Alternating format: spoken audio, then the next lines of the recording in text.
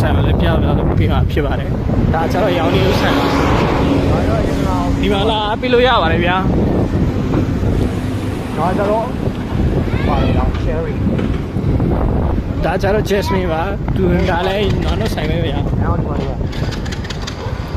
ဒါကြောလေဦးနဲ့နောက်တော့ပြန်နေအကူတရားဖြစ်ပါတယ်ဟုတ်ဒီတွေကတော့စောင့်ရင်ချီနေတာပဲဗျာအရင်တော့အရင်ကိုမှစီးပြဲပါလေဒါကျတော့ကျွန်တော်တို့ gate ထားဝဲလဲဦးထားဝဲလို့လည်းခေါ်ကြပါတယ်အခုတော့လူတွေတိတ်မရှိပါဘူးမနေ့ပိုင်း10နိုင်ကနေ17နိုင်ခွဲလောက်ဆိုရင်တော့ဒီမှာမလိုင်းလဲရပါတယ်လူတွေဒါထူထလို့ရဒါကြတော့ဘိုးကိုရဲ့မနေ့လေဦးသေးဖြစ်ပါလေဒါကျတော့မနေ့ပိုင်းမှာဆိုရင်ဒါကျတော့ဒါစီပါတယ်ဒါကျတော့လဲဦးစေးတော့မဟုတ်ဘူးကွာ gate ထားဝဲစေးလို့ခေါ်လို့ရပါတယ်ထားဝဲလဲဟုတ်တယ် gate လဲဟုတ်